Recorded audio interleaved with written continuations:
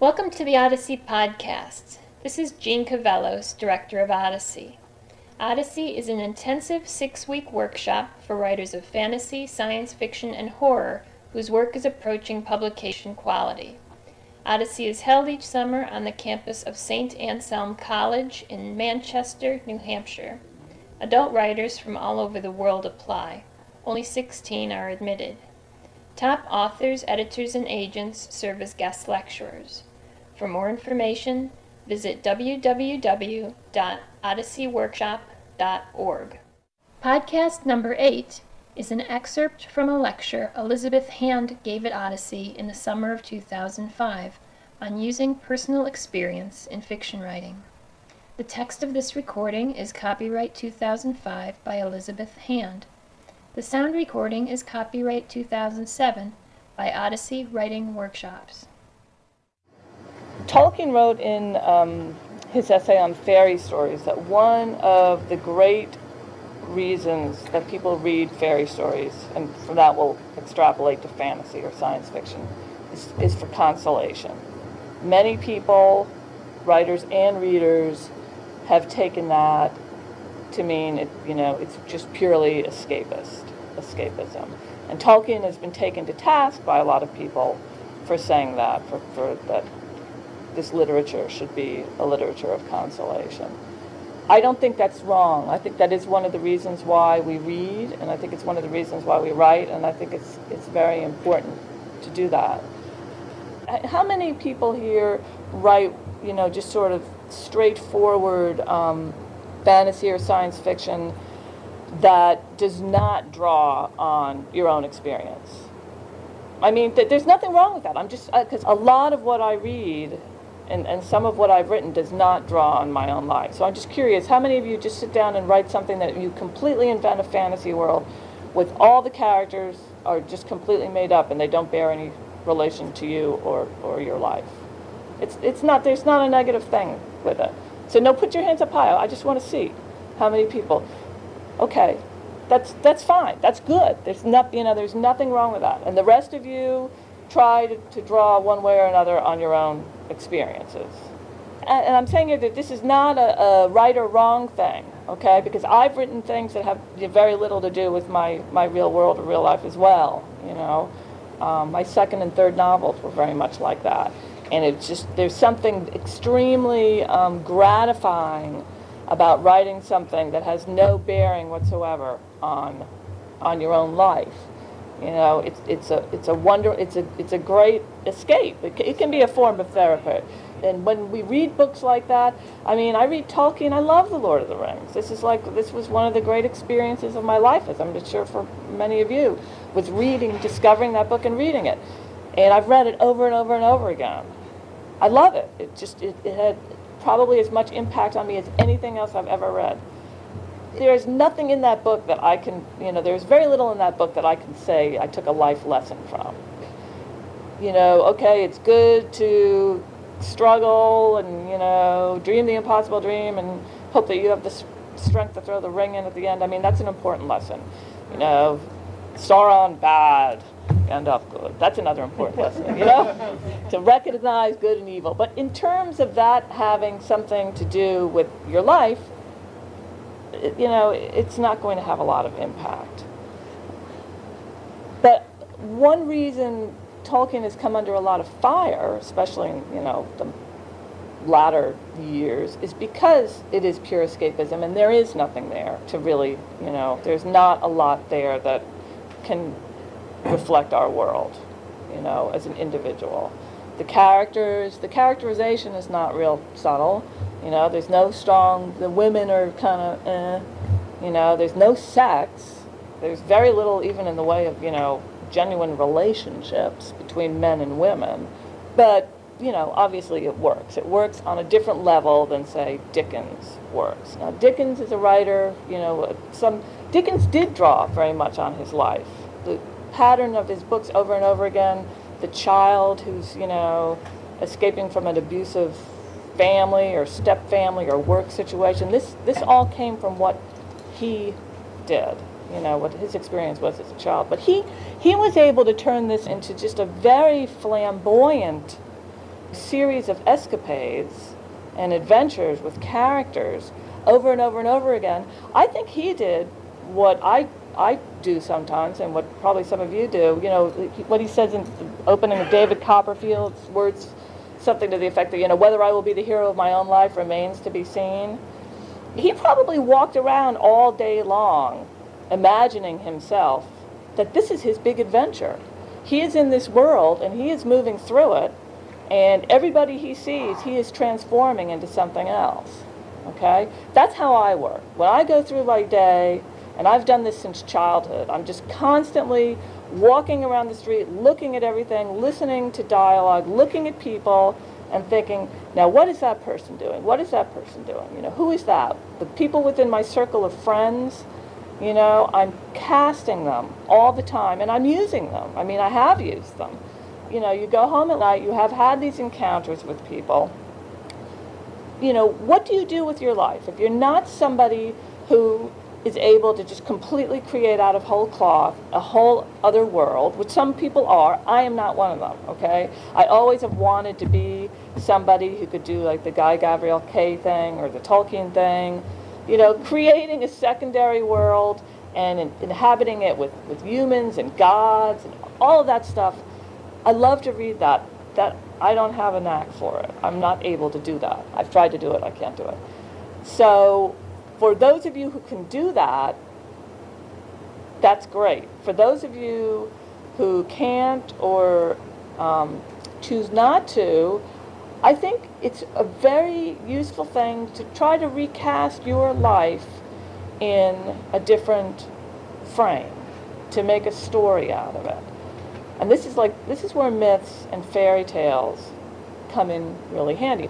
All right, you take an incident, you take your own life, you take a person from your own life, you take yourself, you take an incident, and you shape it into a myth or a fairy tale. And it's a good shortcut if you don't know what to do, to just pick something at random, or to think about what, think of the issues or the events or the individuals, the people, the emotions that color your life. And you don't necessarily want or need to take some great traumatic or life-affirming event and make that into this thing. You could take anything at all. Because this is the other thing that readers want. Readers like hard information. American readers especially. All right? They don't like they do like info dumps. But one reason John Grisham is so successful is because he knows a lot about law. This is something you would think would be the most boring thing in the world. Books that have information about a profession or a location, anything like that, that is a little bit off the beaten track, or maybe not off the beaten track. Be like an anthropologist. My background is in cultural anthropology. In anthropology, you do ethnographic interviews. You go out into the field and you live with people, you interview them, you get informants, you gain their trust, you ask them the right questions, you observe. That was one of the best things I ever did, was learning how to do that. But if you take any group of people, any dynamic, any profession, and you look at it as an outsider and or as an insider with the real insight into how it works, that's fascinating. I can guarantee you, what do you all do for jobs? You have a vast amount of information that you can draw on. If you take that information and you put it into your stories, if you put it into a secondary world fantasy, all right? The secondary world fantasies have become so tired with the medieval stuff. Now we're into the Regency stuff. They recycle the same things over and over and over again. Somebody wrote a secondary world fantasy from the point of view of a legal system. I'm serious. Or, the entertainment world, whatever that would be. That could be really interesting. That would be really new. If you came up with good characters, that would be worth reading. Americans love to know how stuff works. So if you were to take this, carpentry, boat building, anything. One of my novels had a brief sequence in it, like a chapter or two, that dealt with somebody fixing up a sailboat and launching it, okay? And this was in sort of a post-apocalyptic, very near future. I didn't know anything about this, but I live in a place where there's a lot of boat builders and boat people, and a very good friend of mine is a boat builder. And so I talked to him, I got all this information about how it worked, and I put this into this, and that's like the one chapter to this day. People still come up to me and say, God, I love that stuff about the boat and the zucchinis. It's just, and it was like, and I didn't make any of that up, all right? And it was within the context of a science fiction novel, and there was all this other science fictional stuff going on.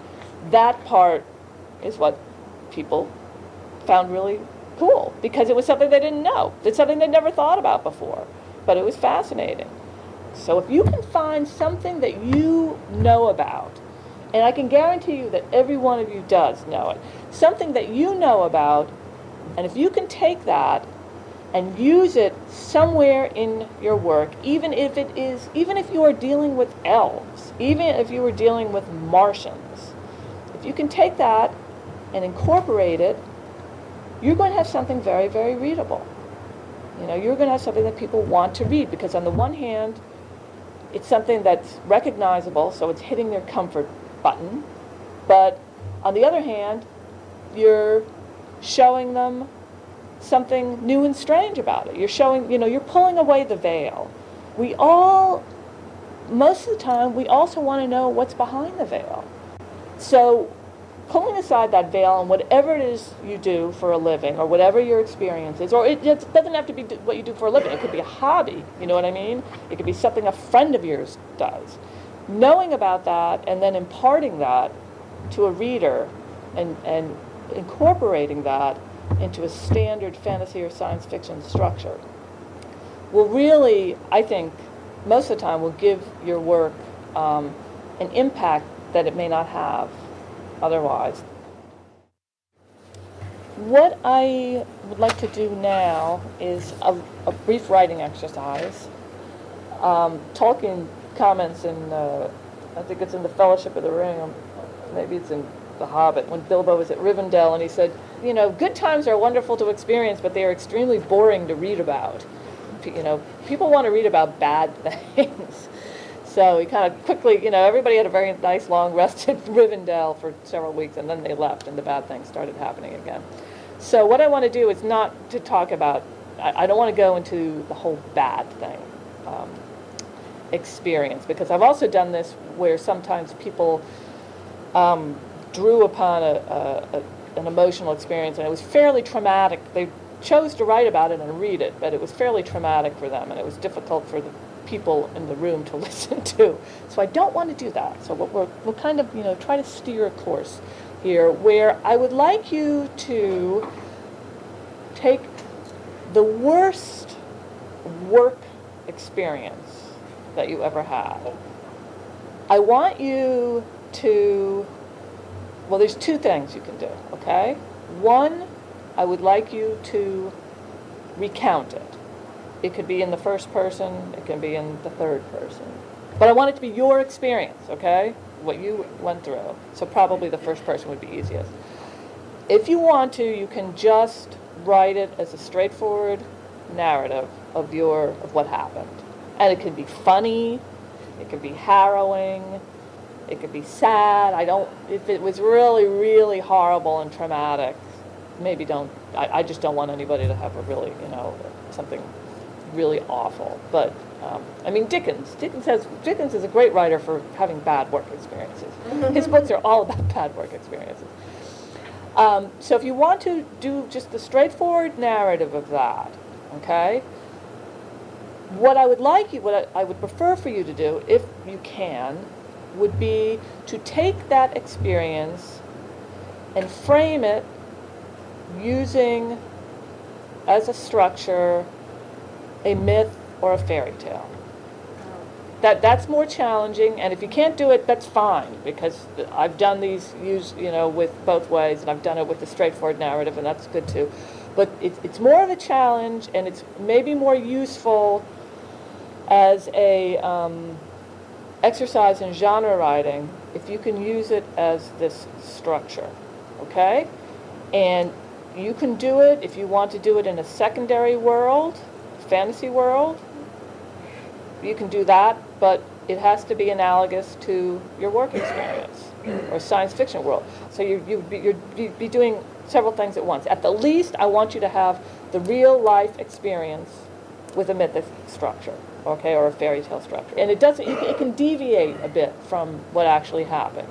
You know, if you're putting Medusa in there as your boss, obviously he or she is not going to literally turn people to stone. Although maybe she does, okay?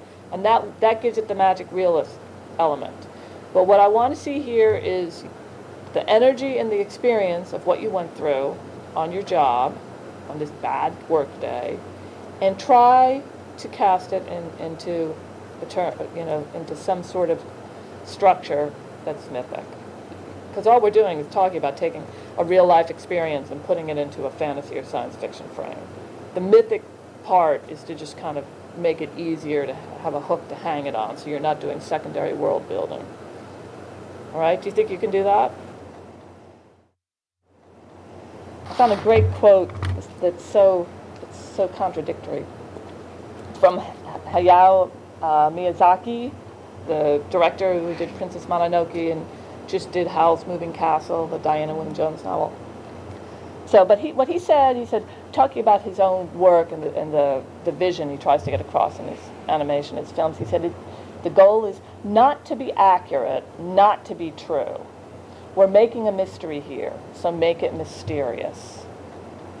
So that probably seems to contradict what I'm saying about taking, real life material and using it, but you do want it to be a mystery. I mean, this is the essence of our genres, is that there's a mystery there. On some level, there is a mystery. Otherwise, you would be reading, you'd be reading Jane Austen. You'd be reading Middlemarch. And we read and love Jane Austen and Middlemarch and all those other books, but we don't read them for a mystery. The text of this recording is copyright 2005 by Elizabeth Hand.